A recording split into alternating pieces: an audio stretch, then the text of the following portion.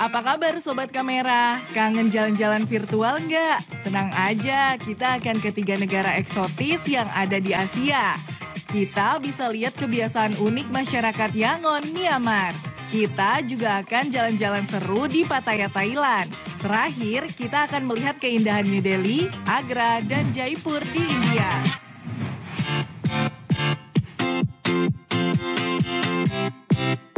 Selamat datang di Yangon, Myanmar, Sobat Kamera. Bersiaplah untuk melihat kebiasaan unik yang ada di kota ini. Mulai dari kebiasaan memakai sarung, longgi, membawa rantang makanan, memakai bedak dingin, tanaka, makan sirih, dan hal menarik lainnya yang ada di kota ini. Kebiasaan unik pertama bisa kita lihat setibanya di Bandara Internasional Yangon. Kita akan melihat beberapa orang termasuk supir menawarkan taksinya menggunakan longyi atau sarung. Agar perjalanan lancar, saya singgah dulu deh ke Money Changer. Saya menukarkan 500 yuan menjadi 147.915 Burmese Kyat atau sekitar 1 juta rupiah. Ada satu tradisi unik Myanmar yang kita temui di sini, yaitu Alo Baudi, di mana masyarakat menyediakan air minum bersih bagi pejalan kaki secara cuma-cuma. Tradisi ini adalah bagian dari praktik kedermawanan dalam ajaran Buddha. Jangan takut kehausan saat berjalan kaki di kawasan Yangon, Myanmar, karena sepanjang jalan beberapa toko menyediakan fasilitas air minum gratis kepada siapapun yang membutuhkan, yang mereka isi ke dalam galon-galon seperti yang terlihat di belakang saya. Untuk sarapan pagi ini, kita coba mengingat hidangan sup mie tradisional Myanmar yang terkenal.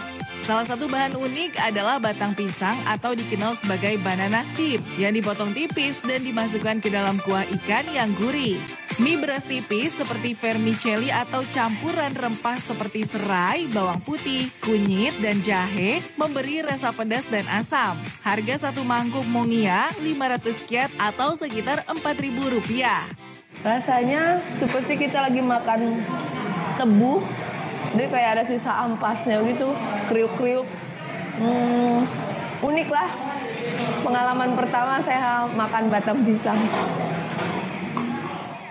Terlihat di sini warga yang sedang sarapan dengan nyaman mengenakan sarung atau longyi. Juga terlihat staf memakai tanaka, bedak dingin di wajahnya. Kalau di Indonesia nggak akan deh nemu yang begini. Menggunakan bedak dingin di wajah atau yang mereka sebut tanaka, bedak dingin tradisional memang merupakan salah satu kebiasaan unik di Yangon, Myanmar. Tanaka, bedak dingin tradisional Myanmar digunakan oleh pria, wanita, hingga anak-anak. Terbuat dari kulit pohon tanaka yang digiling menjadi pasta. Bedak ini sudah dipakai lebih dari 2000 tahun. Selain untuk kecantikan, tanaka mengandung sifat antioksidan dan melindungi kulit dari sinar UV. Ini menjadi bagian penting dari budaya sehari-hari dan identitas lokal. Penasaran melihat bentuk batang tanaka dan cara membuatnya? Saya pun mencari batang tanaka dan mencobanya sendiri. Siapkan batang kayu tanaka yang kering dan bersih, tambahkan sedikit air di batu penggiling, lalu gosokkan tanaka dengan gerakan memutar hingga menjadi pasta halus. Pastikan tanaka tidak terlalu encer, sesuaikan air jika perlu. Setelah itu, pasta siap diaplikasikan ke wajah. Selanjutnya kita berbelanja di Pasar Bokyoke Aungsang di Yangon, Myanmar. Pasar ini merupakan salah satu pusat perbelanjaan terbesar dan paling terkenal di Myanmar. Dengan ratusan toko yang menjual berbagai barang mulai dari pakaian tradisional hingga perhiasan, karya seni, dan souvenir. Di Pasar Bokyoke, sebagian besar pedagang akan menawarkan harga awal yang cukup tinggi. Jadi jangan ragu untuk menawar. Tawar-menawar adalah hal yang lumrah di sini. Dan kita bisa mendapatkan harga yang lebih baik jika sabar dan negosiasi dengan ramah. Di sini saya sempatkan untuk membeli tempelan kulkas. Saya mencoba untuk melakukan tawar-menawar sebelum membeli. Sebagian besar pedagang di pasar ini lebih suka menerima pembayaran tunai. Jadi pastikan Anda membawa cukup uang kyat ya. Mumpung lagi di pasar, saya juga sekalian cari-cari sarung untuk kenang-kenangan. Penjualnya ramah dan mau menunjukkan perbedaan cara memakai sarung pria dan wanita. Saya sedang dipakaikan longji, sarung khas Myanmar. Begini cara makainya. Oh, seperti pakai kain pantai Bali. Ada perbedaan cara memakai sarung wanita dan sarung pria. Ini cara memakai longji untuk wanita dan ini longji untuk pria. Terlihat bedanya kan? Total yang saya bayar untuk sarung yang saya pilih 6.500 kyat atau 48.000. Bahan yang digunakan bisa dari katun, sutra, atau kain campuran. Dompet dan handphone juga mereka selipkan di pinggang meskipun mengenakan sarung. Kebiasaan lain yang tak kalah unik adalah membawa rantang berisi bekal makanan dan naik bis untuk transportasi dalam kota, yang merupakan moda transportasi populer dan terjangkau. Di tengah hiruk-pikuk Yangon terdapat sebuah kawasan yang tak hanya menjadi simbol spiritual tetapi juga mencerminkan harmoni, keberagaman budaya dan agama. Di lokasi ini ada Sule Pagoda, Gereja Immanuel Baptis, dan Masjid Sunni Bengali. Di kawasan Sule Pagoda, agama Buddha, Kristen, dan Islam hidup berdampingan dalam harmoni, menciptakan perpaduan budaya dan menjadi simbol toleransi di kota Yangon. Masjid Sunni Bengali yang didirikan pada akhir abad ke-19 dan awal abad ke-20 berfungsi sebagai pusat ibadah utama dari komunitas Muslim Bengali di Yangon. Di masjid ini setiap sholat Jumat dipenuhi oleh sekitar 1.500 jamaah mulai dari lantai 1 hingga lantai 3, penuh setiap Jumatnya. Diresmikan pada tahun 1948, Monumen Kemerdekaan dibangun untuk memperingati kemerdekaan Myanmar dari penjajah Inggris, menggantikan patung Ratu Victoria yang sebelumnya berdiri di tempat ini. Monumen berbentuk obelik setinggi 46 meter ini dikelilingi oleh 5 patung singa cinte sebagai simbol pelindung kebebasan. Makan siri adalah kebiasaan yang sangat dikenal di Myanmar, termasuk di Yangon. Ini adalah praktik tradisional yang telah ada selama berabad-abad dan mencerminkan aspek budaya dan sosial masyarakat di wilayah ini. Sangat mudah menemukan penjual siri di pinggir jalan kota. Daun sirih ini dihargai seharga 50 kyat atau mungkin sekitar 500 rupiah. Sampai malam kita masih bisa menemukan penjual siri di pinggir jalan. Serukan jalan-jalan kita Sobat Kamera, nanti masih akan lanjut eksplorasi di Yangon, lalu lanjut ke Pattaya. Setelah yang satu ini ya.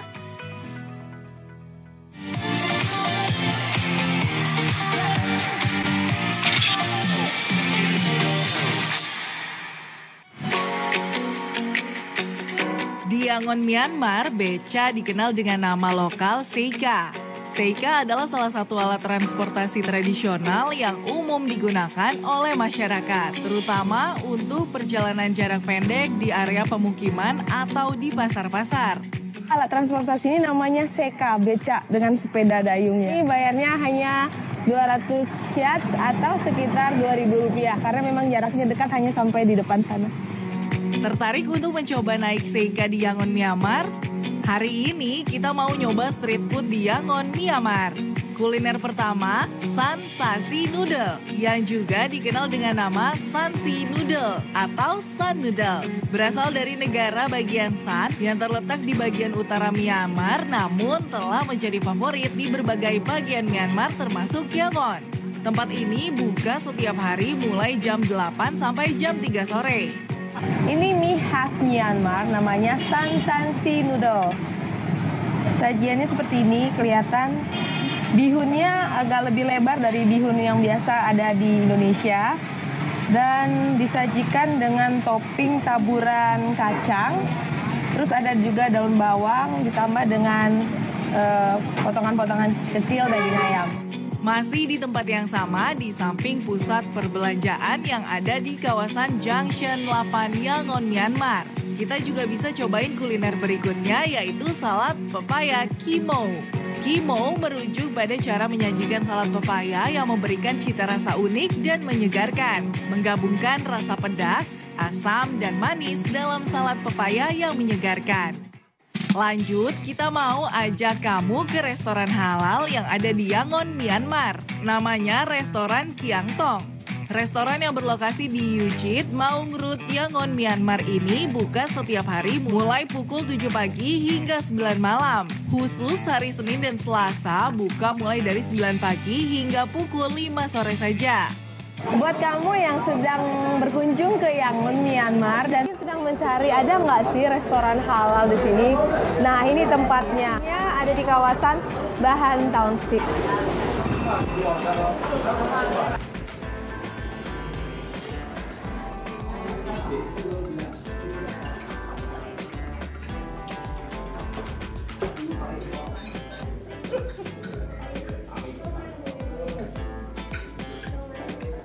Jika Anda sedang bepergian ke Myanmar dan kangen masakan Indonesia, jangan takut karena di sini ada restoran yang menyajikan masakan Indonesia.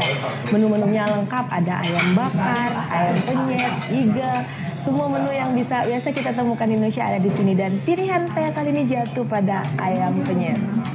Oh ya, pelayan di restoran ini juga bisa berbahasa Indonesia loh. Selamat makan.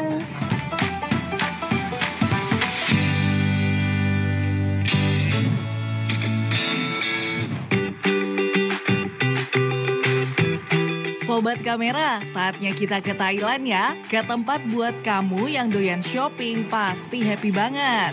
Pattaya Floating Market adalah salah satu destinasi wisata paling populer di Pattaya, Thailand, yang menawarkan beragam hal seperti makanan unik, aktivitas tradisional, dan suasana pasar terapung yang otentik. Mumpung lagi di sini, saya mencoba untuk mencicipi sate buaya. Satu tusuk sate buaya harganya 30 baht atau sekitar Rp14.000. Rasanya enak juga kok.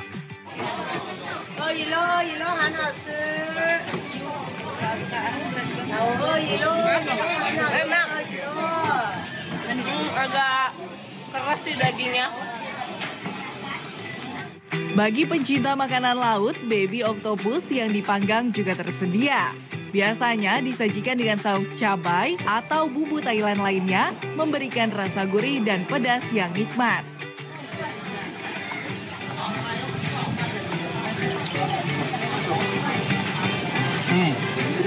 Enak. Takoyaki baby octopus.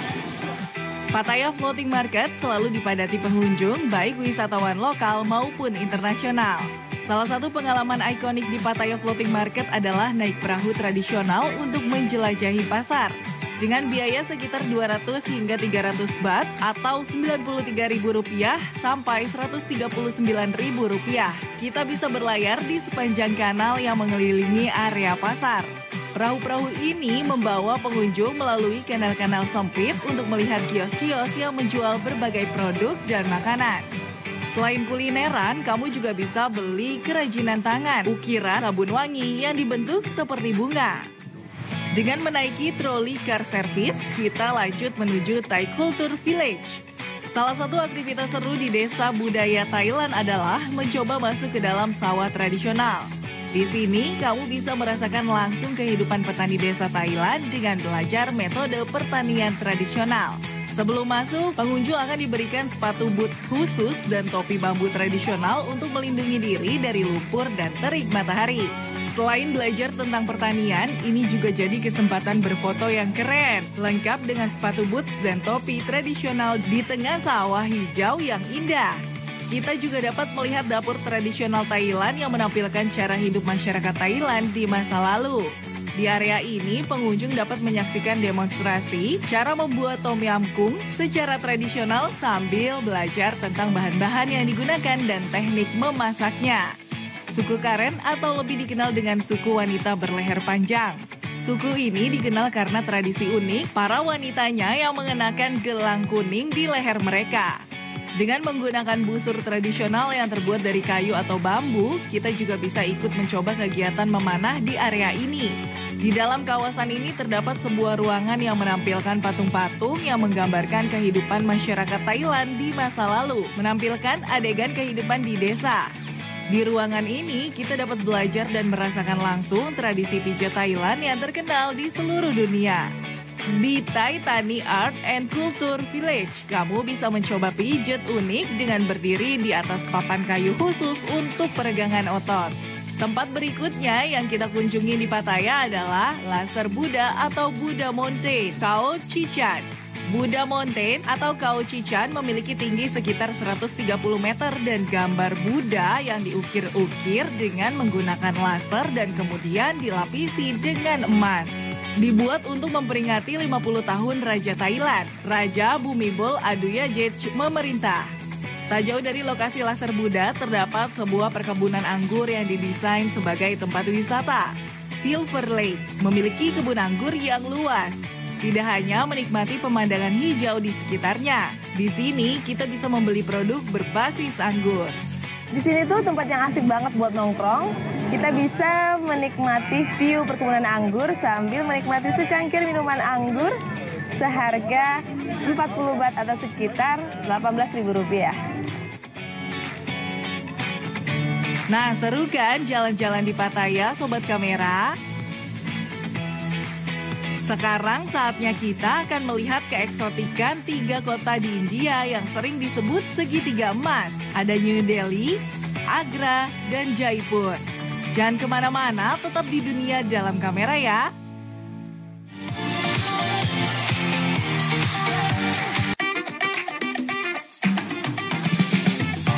Selamat datang di India. Pertualangan kali ini akan membawa kita ke segitiga emas India, Delhi, Agra, dan Jaipur. Untuk bisa masuk ke wilayah India, cukup menggunakan e-visa yang bisa kamu ajukan secara online tanpa biaya alias gratis. Nah, mumpung gratis, sekalian aja pilih yang 5 tahun, multiple entries ya Sobat Kamera. Setibanya di New Delhi, supir yang menjemput langsung mengalungkan bunga marigold di leher sebagai tanda welcome to India. Perjalanan kita dimulai dari New Delhi, ibu kota India yang selalu sibuk dengan kendaraan uniknya, seperti bajai yang jadi ciri khas kota ini. Destinasi pertama adalah India Gate. Monumen ini dibangun untuk mengenang 90.000 tentara India Britania yang gugur. Kalau di Jakarta, kita punya Monas, India punya India Gate. Di National Gandhi Museum, kita belajar tentang sejarah perjuangan Mahatma Gandhi. Uniknya ada gong perdamaian dunia dari Indonesia di sini loh. Gak lengkap rasanya kalau ke India tanpa nyobain kulinernya. Kita cobain plain paratha, tava butter, kol batur, dan masala dosa yang terkenal dari India Selatan. Rasanya bikin nagih. Dari New Delhi, kita melanjutkan perjalanan ke Agra. Agra merupakan kota yang terletak di negara bagian Uttar Pradesh, sekitar 200 km dari ibu kota India, New Delhi. Untuk menghindari antrian yang panjang, kita berangkat pagi-pagi menuju lokasi wisata yang paling terkenal di India, yaitu Taj Mahal. Beli tiket secara online seharga Rp400 per orang.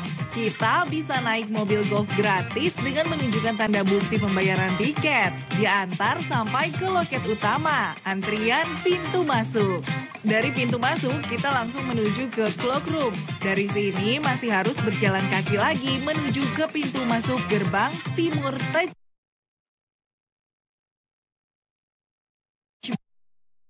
dan pria dibedakan. Antrian wanita di sebelah kiri, sedangkan antrian pria di sebelah kanan. Di dalam kita harus melewati pemeriksaan. Sejumlah petugas sudah bersiap untuk memeriksa seluruh isi tas dan badan pengunjung. Dan inilah Taj Mahal, lambang cinta abadi yang dibangun oleh Kaisar Shah Jahan untuk istrinya, Mumtaz Mahal. Salah satu dari 7 keajaiban dunia, Taj Mahal selalu mempesona dengan arsitekturnya yang megah. Salah satu fitur paling menonjol dari Taj Mahal adalah detail ukirannya. Marmer putih dihiasi dengan ukiran halus dan mozaik batu permata yang membentuk pola-pola geometris dan kaligrafi Arab. Kaligrafi ini mengandung kutipan-kutipan dari Al-Quran, menambahkan dimensi spiritual dan estetika pada monumen ini. Selain Taj Mahal, Agra juga punya Agra Fort. Benteng merah ini adalah saksi bisu sejarah panjang dinasti Mughal dan juga jadi salah satu destinasi favorit wisatawan. Dari Agra kita lanjut ke Jaipur atau lebih dikenal dengan Pink City. Kota ini terkenal dengan bangunan-bangunan berwarna merah muda dan suasananya yang khas. Salah satu ikon Jaipur adalah Hawa Mahal, istana dengan banyak jendela kecil. Dulu tempat ini dipakai para wanita kerajaan untuk melihat kegiatan di luar tanpa terlihat. Kini Hawa Mahal jadi spot foto favorit para turis. Di sekitar Hawa Mahal banyak banget kios yang jual souvenir dan street food khas India. Sempetin buat belanja dan cicipin camilan lokal. Di tengah keramaian Jaipur, pawang ular memukau dengan melodi punginya yang membuat kobra liar jadi ikut joget santai. Jaipur juga terkenal dengan pesta pernikahan mewahnya. Seringkali mereka menggelar acara pernikahan dengan live musik tradisional. Gak ada salahnya ikut berjoget kan? Itu dia pertualangan kita di segitiga emas India, Delhi, Agra, dan Jaipur. 3 kota yang penuh dengan sejarah, budaya, dan keindahan. Sampai jumpa di perjalanan berikutnya ya. Selesai sudah jalan-jalan kita kali ini Sobat Kamera. Jangan sedih, minggu depan Dunia Dalam Kamera akan kembali lagi di jam yang sama.